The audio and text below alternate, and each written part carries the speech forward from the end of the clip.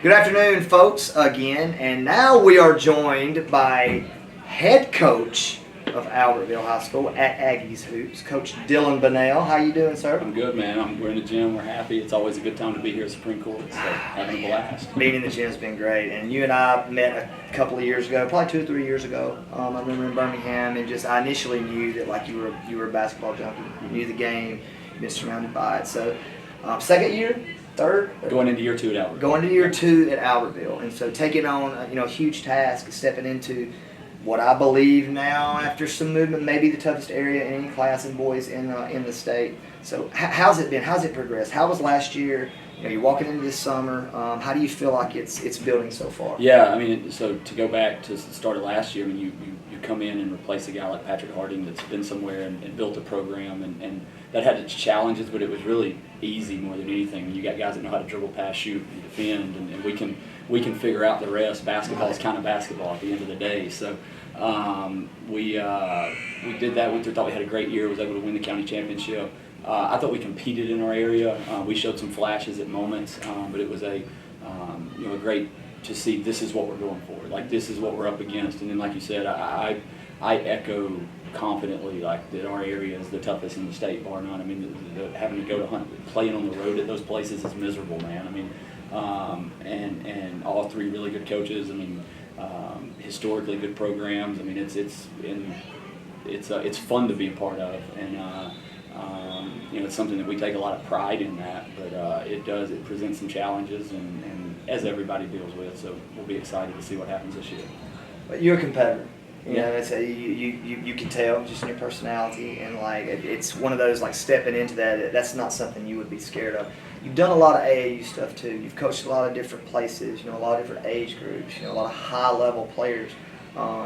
So these play dates, y'all didn't play today, obviously. But on these play dates, how similar is like coaching a game in here to coaching your AAU games? Sure. So what are the differences or similarities? Well, so like the biggest with Pro 1, we travel and we play on the Under Armour circuit, and we play with a shot clock at all those events. So like I'm always waving the banner for needing a shot clock in high school basketball. Sorry if I'm offending anybody. Not offending me. I will wave that flag until we get it. I just think it makes the game better. So we get to witness that. But in terms of like the atmosphere and the environment, I mean, you go to these multi-purpose, multi-gym centers and play, and there's whistles everywhere and horns and players, really good basketball everywhere you go. So in that point, it's very similar. When you come to somewhere like Supreme Courts, or when you travel to somewhere that's got a lot going on at once, there's a lot of similarities. I think certainly the scale, which my favorite part of doing both is the scale of talent. Like, it's really fun to go to these events, and I think AAU basketball gets a bad rep. Like, I get to wear both hats, and everybody talks about how AAU is so bad. Well, I see some AAU basketball that's better than some high school basketball. I mean, that just is what it is. Yes. Now, I see some absolute just insanity in the AAU world too. AAU bingo exists for a reason. It's a good pause word. But it's all fun. I mean, basketball's basketball at the end of the day, right? And getting a chance to watch kids play anywhere is a blast. There's good coaches in both. The high school thing, obviously, you deal with more. You deal with more of the schematic. You see way more like, man, this team, this program runs this system, or they do that. Or that maybe doesn't exist so much in the AAU world, but basketball's basketball at the end of the day, especially when it's really good.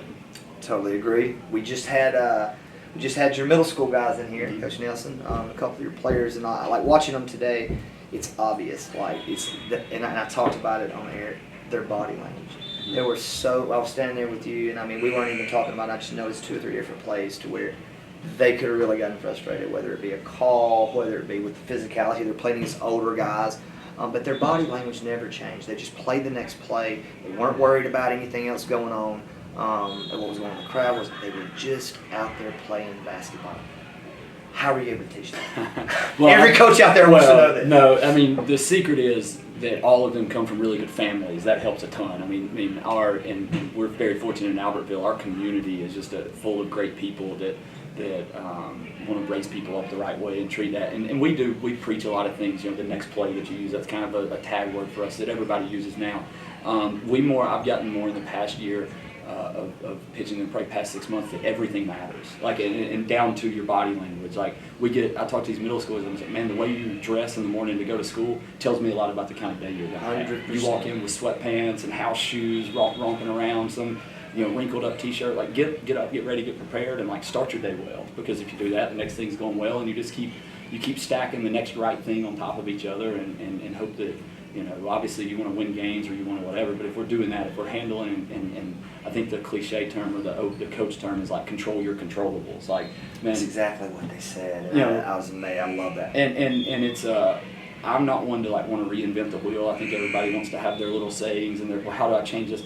Well, control the controllables is pretty cut and dry, and it works. It has for a long time, and so we just continue preaching it. Very fortunate to have a bunch of kids that buy into it, and it really, I think a lot of it starts at the top. I mean, the one fun thing about today, to see our high school, we had 5 high school players here watching them, so when they know that our high school players that are doing the same things that I'm asking them to do every day, we had practice from 7 to 9 this morning, really busted those dudes, finished a great week, and then 5 of them rolled over here to watch the middle school play, and they're out there like talking and coaching them up and doing all that. Like that's, and I think as you start doing all that, the doing things right takes care of itself.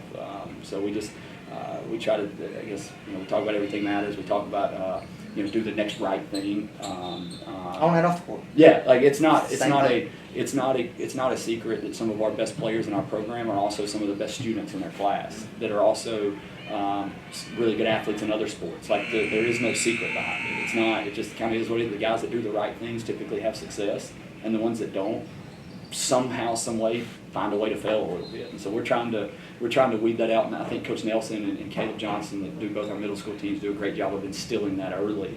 And so by the time they get to us at the high school, they kind of know the habits and know the deal. Well, watching them play, you can tell that it's from the top down. Just the way the kids speak, the way you speak. Watching them play. So at Aggie Hoops this year, stepping in is, like we said, it's a tough spot. You're probably in the same area with who a lot of people think may be the best team in all of high school basketball in Alabama, and Huntsville High. Sure. Game to game. Mm-hmm. Obviously, scout changes. You run different set. You run different things. Just to give your team the best chance to win. What 3 key ingredients are vital every game that Albertville High School has to do this? We have to win these categories. We have to, whatever that looks like to you. Explain what those 3, 4, 2, what are those things that are going to get you victory? So I'm about to be really boring with this answer because I think that's a great and I'm not hiding anything. I mean, I think first off, with the way that high school, we can control the ball. We don't have to get sped up. There's not a shot clock to go back to that. We can value the basketball. One, I mean, most of the teams in our area, like Huntsville, Coach Schweers runs the press, and they try to speed you up. Grissom did a little pressing last year towards the end of the year. You don't know what they'll be doing next year. Sparkman really pressure defense. So we have to value the basketball first off. I think that's something that, regardless, if we're gonna have a chance to play with those guys and win games that we need to win, that comes first and foremost. 2 is the ability to make open shots. Again, I'm not saying anything. I'm not saying anything mind blowing. Like it's a shot making game. But when we get the open ones, they got to go in because against those teams you don't get very many of them. So when you do get them, it's got to go. How much? And then go back to the third point. But how much is that to do with confidence and how you coach them as they're shooting and getting tired and all that stuff? No, I think it's a great deal of it. I mean, I think that's the part where how you practice. We try to. I mean, we're trying to build our summer practices right now to help us have success in February. Because at the end of the day, high school basketball is a 1-game season, and so we started talking about that weeks ago. Like, hey, we got to be great on February the 9th or February the 8th. So how do we start on June the 3rd? What do we do in practice today on June the 3rd that's going to help us play Huntsville, Sparkman, or Grissom on February the 9th? Because it's a collision. It's coming regardless. Like we know that's where our season goes. We don't get seeded out and have all this. We know we're going to get one of those 3 guys, and we know what they're about, and we do. So how do we practice in ways now that are going to be some of the shots we get at that point? And at that point, it's on the kids and the time they put in and the effort and then just performing and doing it. And the third and last, if there's a third one? I think the third and last is to have an incredibly tough chin. And I know people talk about toughness, and I think that in that area. Yeah, I think that. Oh my great gosh! teaching. I mean, and you talk about the you talk about the skill of coaches, players, all that. Well, when you go to play at Huntsville, they're going to go on a 15-0 run. At a minimum, it's going to happen. They shoot the ball too well. They got too many good players. They do good stuff. That environment's great. Coach Schweers has really built that program well. Same at Sparkman, same at Grissom. So you got to be able to take that punch. I mean, I think it's the recency bias. Talked about the NBA Finals game last night. I mean, the Celtics did that. Steph Curry starts the game 6 for 7 from 3, and where most people would go, "Oh my gosh, we're about to give up this historic performance." You just kind of keep chipping away, and you find a way at the end. And so, but that takes a great deal of resiliency.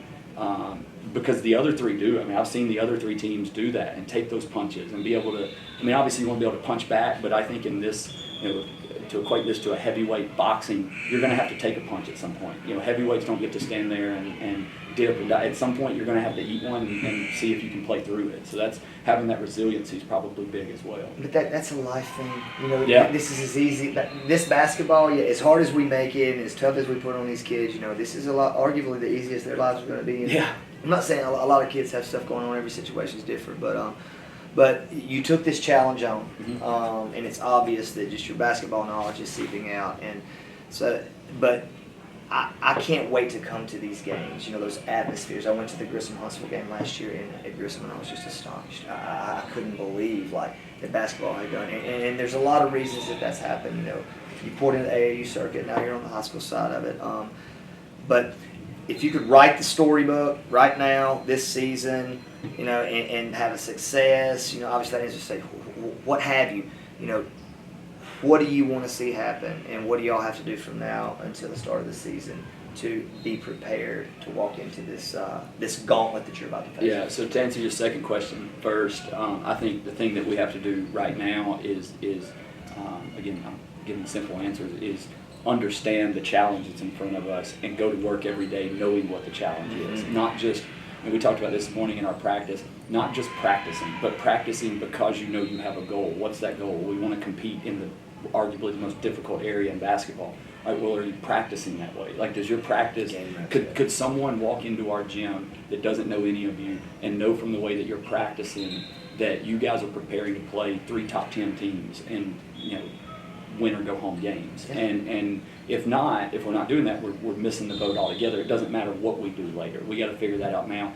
And we got 2 seniors that have done a really good job of spearheading that message for us. Isaac Henderson and Tillman Plunkett, both have really owned that and spread it throughout our team, and our guys are really buying into it. And then secondly, once we get into it, and again, I hate speaking in cliches. I feel like everybody says the same things, but in the goal of we want to be great in February, just keep that in mind. Be long-term, be long vision minded. Kind of prepare with the end game. We set things up. I think one big goal for us through our season is we want to be very competitive in our county. We were fortunate enough last year to win the Marshall County tournament. Albertville's won 4 in a row. We want to continue that trend. That's a big thing for us. And be competitive in our county and around here. And then 2, once we get to area play, just get in the center rings. I told those guys we just want to get in the center ring and throw punches and see what happens. Be clicking. And let's just see. Let's see what happens. Well, man, this has been great. It's been fun. Just sit around and talk basketball all the time. I look forward to getting around your team some. Sure. Staying around you. It's always good to see you, man. Thanks for coming by and taking the time with us at Aggie Hoops, Albertville. Go check them out. It's some good basketball being played over there. Thanks, Coach. Thanks.